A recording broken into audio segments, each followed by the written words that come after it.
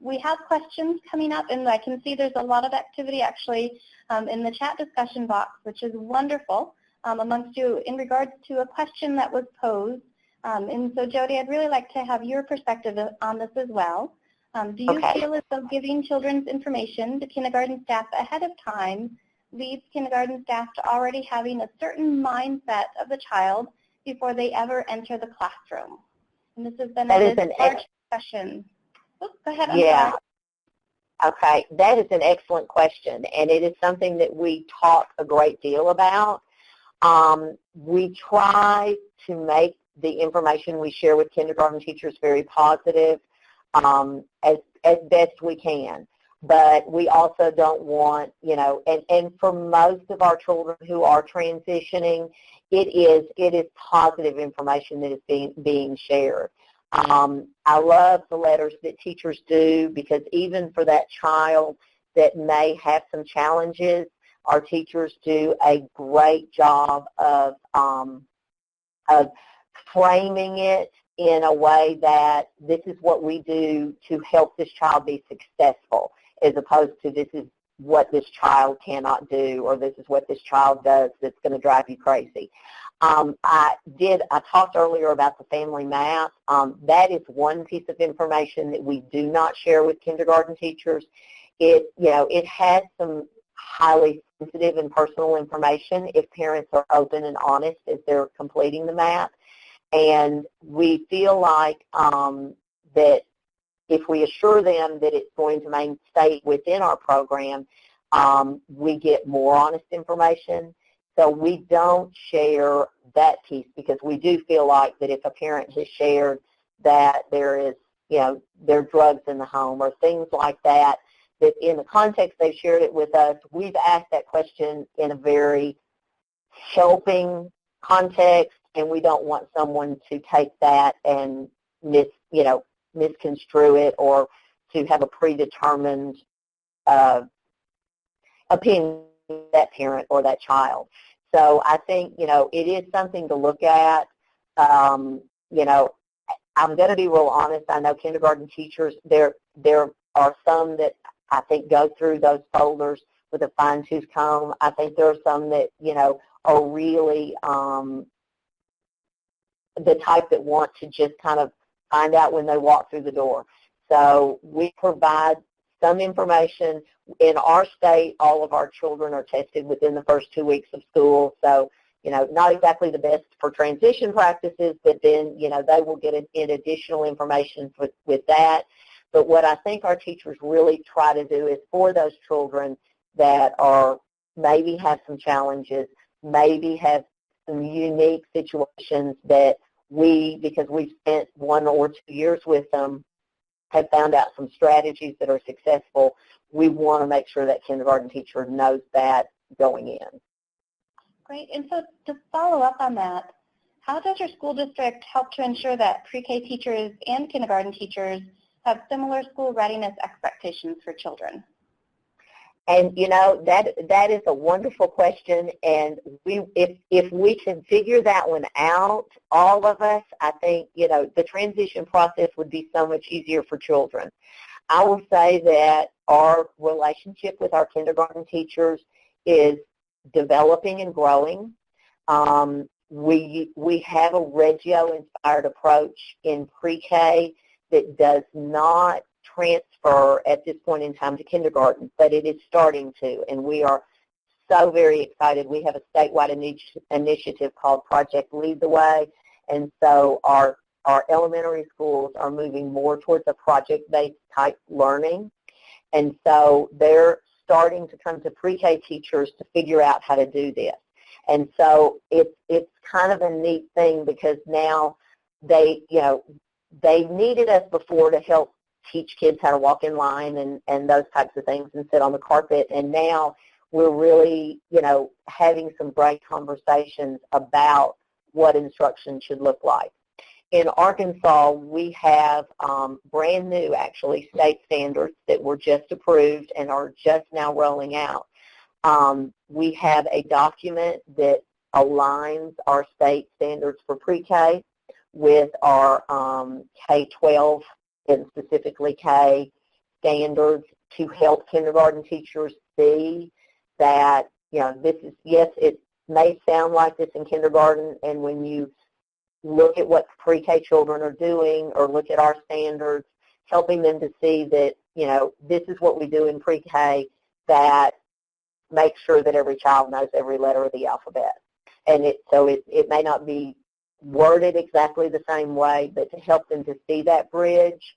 And then having pre-Ks in all but 3 of our elementary schools has also helped a lot because it gives them a chance to actually have face-to-face conversations. We do have a lot of PLCs in our schools, and often pre-K teachers will attend the kindergarten PLC meetings so that they can see where the kindergarten teachers want them to be, and then begin that conversation of what we're doing to get them, to help them to be there. Thank you. And Jody, the one thing I'll add about the early learning standards in Arkansas is they're somewhat unique in the sense that it's a partnership, if I'm understanding it correctly, between ABC and the Head Start Collaboration Office there in Arkansas. So it was a joint effort between the public schools, ABC, and Head Start. So it incorporates all of the frameworks and aligns them. Absolutely, and we also had private providers. We had special ed. We had university people on that group. We looked at prenatal, and the thing I think that's most exciting for us here in Arkansas with our new standards is the standards start at birth and go to 5. We used to have infant toddler standards and pre-K standards, and now it is all one continuum. So it's really going to help, us to understand if the child's not where they're supposed to be at 3 or 4. We have the same documents that we can look back and see where are they in that process of getting where they need to be. Great. And so thinking about linking the family back in here, there was a suggestion from Martha. They're asking, are there opportunities to have parents familiar with school transition act as partners with school staff in mentoring or working with parents new to the school or kindergarten transition process? That, so Martha, is a wonderful idea. And I'm going to borrow that and share that with this fall. Our family specialists at each school are going to create an advisory board for their parents. So I think that would be a fabulous group to begin with those children and families who are transitioning in mid-year, because I think that's another whole conversation. We always think about school transitions at the beginning of the year when we have these large number of children transitioning in. But then when a child starts with us in November and a family, it's kind of initiation by fire. I mean, the parents show up at the front door, they sign the children in, we say welcome, we hand them a parent folder, and then we're on about our business of preschool. A lot of times teachers will ask, one of the older children or the more comfortable and confident children if they'll be, a friend for the new student. But, to have that piece in place would be phenomenal. And then that group of our 3-year-old parents that may be on that advisory board this year then could serve as that for our 4-year-old parents coming in, or maybe even partnering 3-year-old parents with 4-year-old parents. I'm already getting all kinds of ideas. Thank you, Martha. I like the sharing of strategies and new ideas.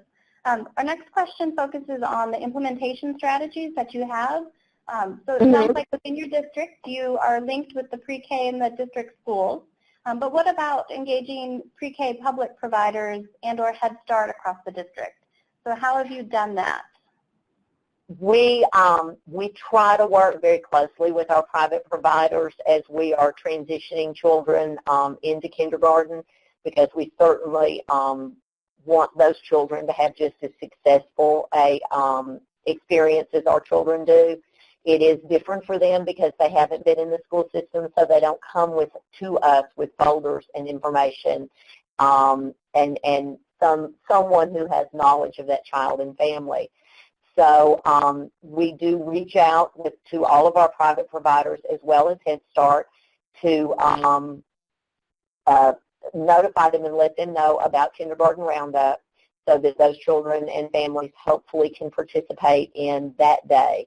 Holding our own meetings with our parents, many of them did not participate in the school-wide Kindergarten Roundup when it happened, and at first I kind of had to question whether or not what we did was the right thing because I didn't want to necessarily sabotage that process. We were trying to give our parents some additional help.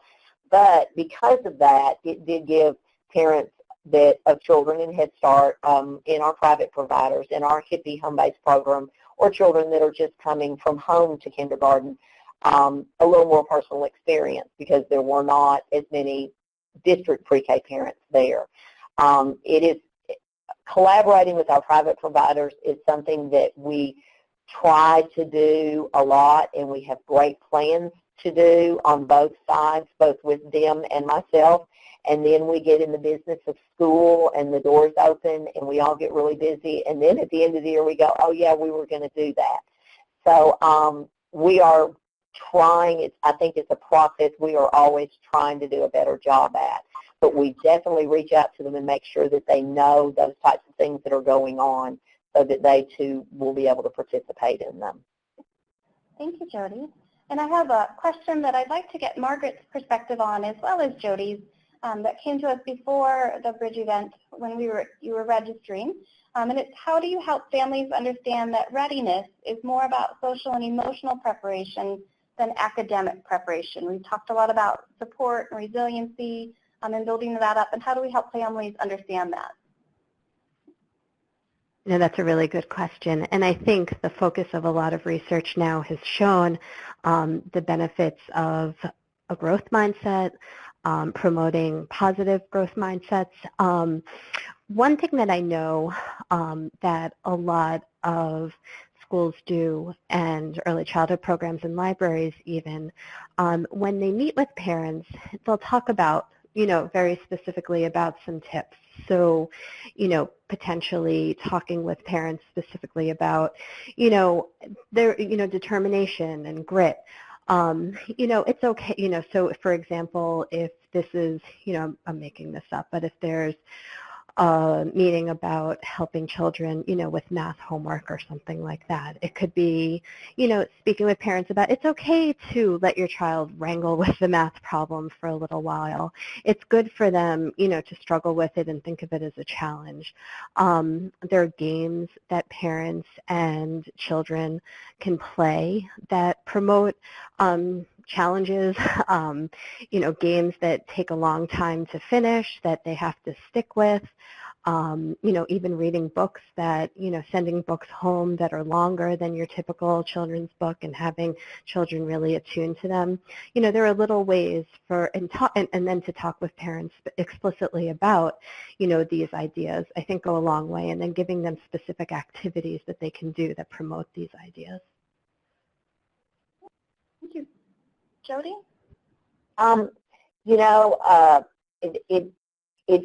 It's difficult, and I know with our parents that we serve, academics is such a huge focus. Even with our Reggio-inspired approach, we spend a lot of time helping parents understand that we don't do worksheets, we don't use flashcards, we do not skill and drill, but your child, when they leave us, will be prepared for kindergarten. We even have spent a lot of time convincing the district of that.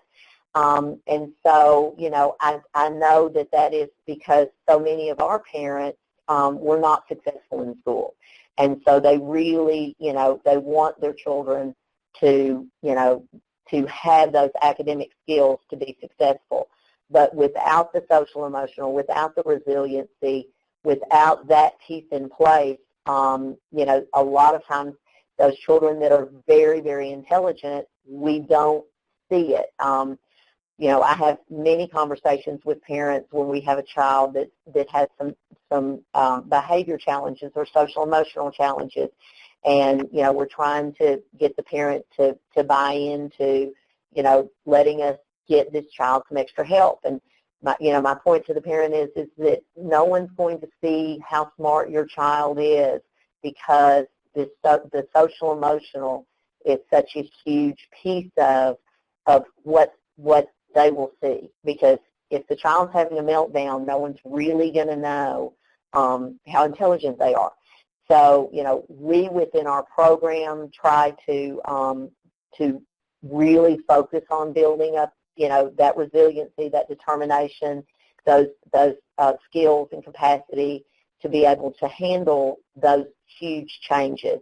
And, through modeling, through doing parent family events and meetings, we try, very, very hard to help parents see that. We have lots of parents that are in a big hurry for their child. Well, my child's birthday is 4 days after the deadline. Can they go ahead and start kindergarten? And I tell them it's really a better thing if they're not, So it is a challenge to help them see it. But, we just try to work very, very directly with the child to build those skills, so that, whether the parent is concerned or, if the parent's really focusing on the academic piece, we have the other part on the child side. Great. Thank you both. So I think we have time for one more question that we have here, and I'd be curious to hear from both of your perspectives on this one as well. And the question is, what programs and support systems are in place to help families with special populations children, whether it is if they speak a different language at home than the dominant language at school, or special needs, and how are you helping to facilitate that transition? So, Margaret, do you want to? You want to start, Margaret, or start us off? Yeah, no, I could start, and I think I'm going to sort of harken back to some of the program examples that I shared earlier. Specifically, I think about Comienza and Casa, and, they work, very specifically with families who have come from Mexico and, work very grueling hours and, really had little connection with the U.S. school system, but a deep desire to see their children succeed. And I think building empathy for parents and understanding precisely what it is that parents need and parents want, and then being able to, build strategies, build initiatives for those parents' needs, I think is sort of, the most critical aspect. And then understanding that all parents need access to information. They need to understand the information, and then they need to be able to turn information into actionable steps.